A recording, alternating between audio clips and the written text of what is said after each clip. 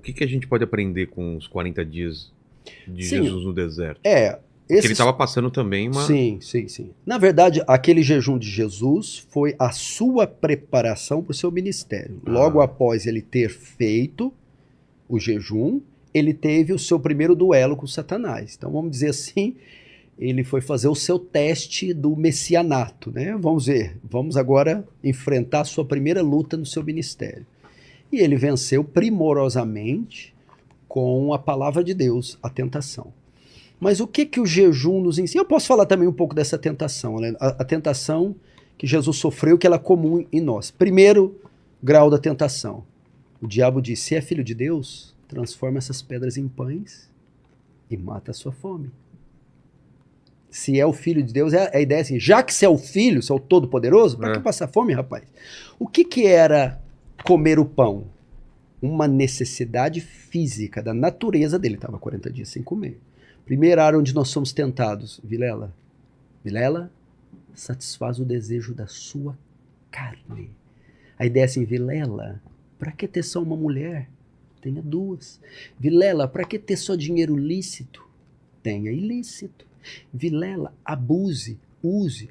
Todas as inclinações da nossa natureza, Satanás nos tenta a obedecê-las, a satisfazê-las. Ele foi num apetite legítimo. Fome é um apetite legítimo. Ok? Comida.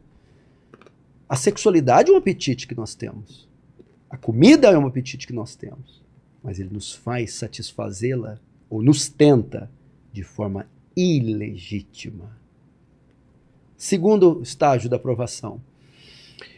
Ele levou para o alto do pináculo e falou: se é o filho de Deus, atira-te daqui, porque está escrito, dará ordem aos teus anjos que te guardem, o teu pé não tropeçará em pedra alguma. A ideia é assim, ó, segunda tentação. Mostra quem você é. Mostra que você é o cara. Mostra seu poder, porque está escrito, dará ordem aos seus anjos. Qual que é a ideia aqui, Vilela? Ele nos tenta na soberba da vida. Ele nos tenta achar que somos maiores que somos, que não precisamos de Deus, que somos o cara. É a deidade do homem, a deificação do homem. Ele tenta nessa área também. O nosso ego, infla o nosso ego. É o que o Satanás faz. Terceiro estágio. Levou para o monte e apresentou todos os reinos e as riquezas da terra e disse: tudo isso te darei se prostrado me adorares. Qual que era o terceiro estágio? Jesus tinha um plano. Era ir até a cruz. O que o diabo está fazendo? Pega um atalho. Desista da cruz, sofrimento, morte. Olha aí, eu te dou tudo isso aqui. Imagina ele mostrando Las Vegas, cassinos, mulheres, ouro, fama, riqueza. Terceiro estágio que ele nos tenta. Desista de Cristo. Desista da sua fé. É muito pesado. Não dá certo. Olha quanta coisa você pode curtir sem Deus. Então imagina os crentes sendo tentados, porque eles têm uma vida de renúncia. Satanás vem e mostra as belezas. Veja quanta coisa você poderia fazer sem esse negócio de evangelho, sem esse negócio de Jesus. Desista disso. Vá ser feliz. São esses três estágios. Como Jesus venceu com os três? Está escrito, pá, primeiro tapa. Está escrito, pá, segundo tapa. Está escrito, ao Senhor teu Deus adorarás, e só a Ele darás culto. Vai-te, Satanás. E assim ele venceu a tentação. Ele venceu se apropriando da palavra, ele usou a palavra de Deus. E nesse sentido, você falou do jejum, como a gente pode jejuar. Em que ocasiões jejuar? Vamos lá. O que é o jejum religioso? É ficar um tempo determinado sem comer por motivos religiosos. Que há outros jejuns, jejum médico, por exemplo. Em que ocasião você jejua? Toda hora, todo dia? Não, ocasiões especiais. Quando você se depara com a situação que está acima do seu poder e você se vê incapaz de resolvê-la. Por exemplo, você está num belo dia tranquilo, seu filho é diagnosticado com algum tipo de doença e ele tem que ser internado. No dia seguinte, o que você faz? Você deixa de comer. Porque o seu coração está tão triste, tão quebrantado com o estado do seu filho, que você vai externar a condição do seu coração no ato de ficar sem comer. E vai apresentar orações para Deus. Senhor, durante esses 3 dias eu estarei jejuando pelo estado de saúde do meu filho. Estarei rogando para que o Senhor intervenha para a sua restauração. Nessa ocasião você jejua. Por que é o jejum? Jesus falou assim, os fariseus julgaram os discípulos de Jesus. Seus discípulos não jejuam como os de João?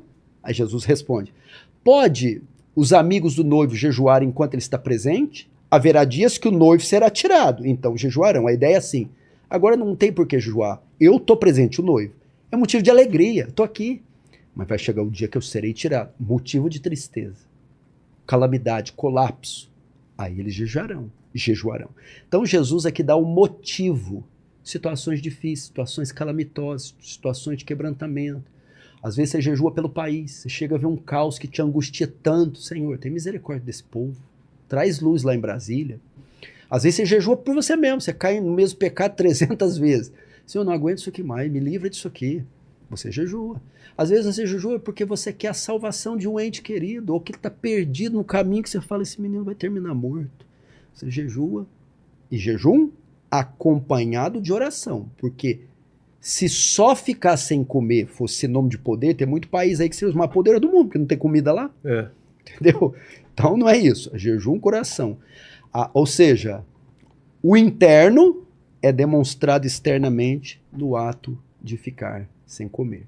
Por isso que às vezes o jejum marcado na quaresma, o jejum dos 318, jejum para ficar rico, não acho que é o jejum bíblico, não. E a figura do demônio, quem que é? Vamos lá. É Lúcifer, é Satanás, claro que é a mesma coisa? É importante saber, né? Mas eu acho que é o Paquito. O anticristo, na minha opinião, é o Paquito. Bom, tem chance?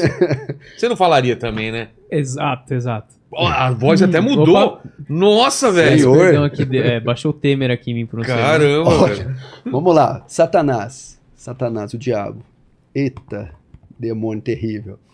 Bom, o que ocorre, Vilela, é que quando Deus criou tudo, ele cria também um exército de anjos e hierarquias e poderes, né, angelicais.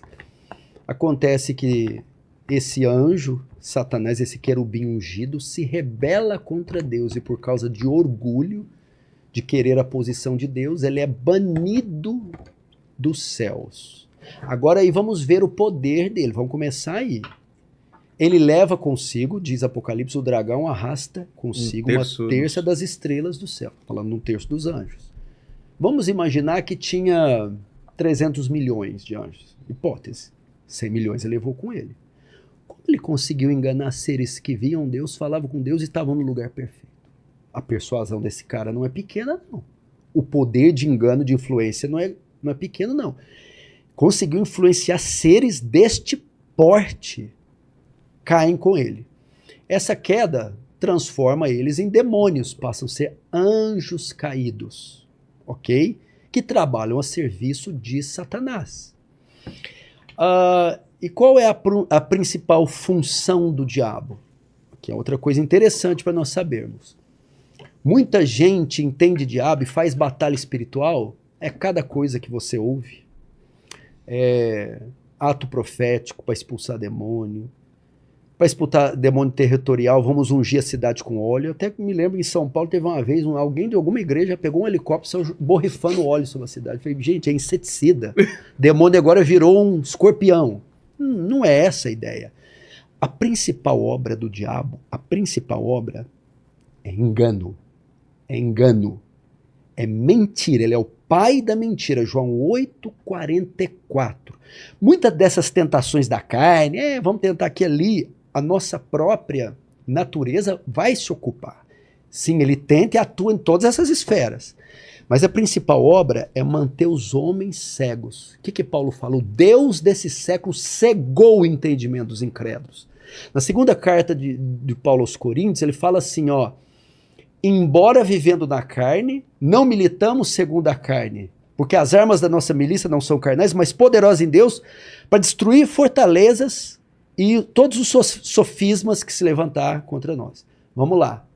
A palavra sofisma ali, o grego é logmos, da onde vem a palavra logismo. O que é logismo? Ideologias, filosofias, religiões. E a palavra fortaleza, alcuroma, da ideia das fortalezas gregas. Satanás, Vilela, prende as pessoas em fortalezas ideológicas. Por isso que tem tanta gente que segue esses ismos, né? Esses ideologias, religiões, conceitos, ideias, e você vê que essas pessoas são fanáticas, obcecadas por partido tal, por religião tal, por movimento tal, e por mais que você explique racionalmente, matematicamente, fisicamente, elas não entendem. Por quê? Estão presas em fortalezas ideológicas. O diabo cega, aprisiona na falsa religião, na falsa ideologia, na falsa ideia, na falsa argumentação. Essa é a principal obra do diabo. Se você perguntar para mim, até tema aí nós podemos falar, seitas, heresias. Exato. Seitas, heresias. Quem é o criador delas? Quem é o pai delas? Respondo, Satanás. Ele é o pai das seitas, das heresias. A principal obra dele é criar engano e deixar as pessoas obstinadas e afastadas de Deus. Você já viu que mesmo que não tem conotação religiosa, alguns grupos que seguem alguns movimentos parece devotar uma certa fé para eles? Sim. Uma adoração naquele. Pode ser isso ser na política, isso pode ser no meio natural, entre defensores das tartarugas, não sei. Mas devotam a fé para certas modismos. Engraçado que muitos desses não acreditam em Deus ou estão afastados de Deus. O que eles fizeram? Pegaram a fé que deveriam devotar a Deus e devotam a essas instituições, a essas seitas, a essas igrejas. Por quê? Quem está por trás da maioria é Satanás, promovendo o engano, promovendo a contenda. É assim que ele age. E como você derrota ele? Depois vou entrar na seita. Com óleo? Eu imagino ele assistindo. Mas como esses crentes são bestas. Por exemplo, eu já li em um livro desses de batalha espiritual que se Spielberg pegar esses livros aí, ganha 5 Oscars. Efeitos visuais, efeitos sonoros, vai ganhar tudo.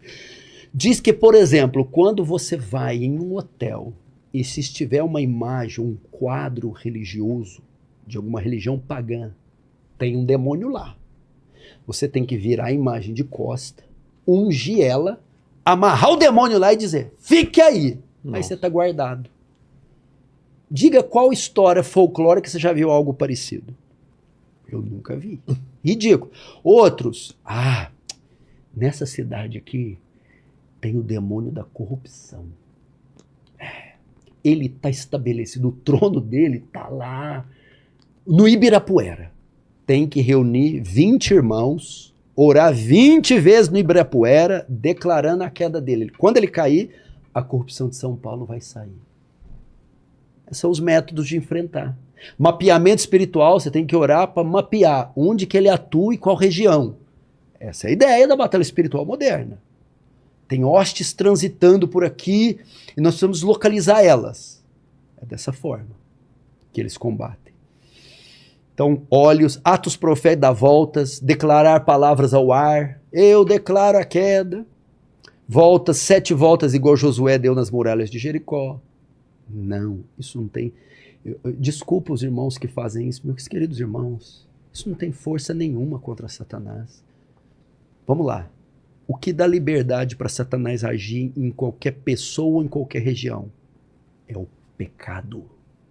É o pecado que dá autoridade e direito de o diabo dominar no individual ou no coletivo. Então, a única maneira de eu anular o poder do diabo, derrotá-lo, derrubá-lo, é tirar dele a força, a matéria-prima, o pecado. E como eu anulo o pecado? O evangelho. Vocês querem fazer batalha espiritual? Prega o evangelho. Esse foi mais um vídeo do nosso canal. Se você gostou, curta, compartilha, se inscreva no canal e até o próximo vídeo. Um abraço, fui.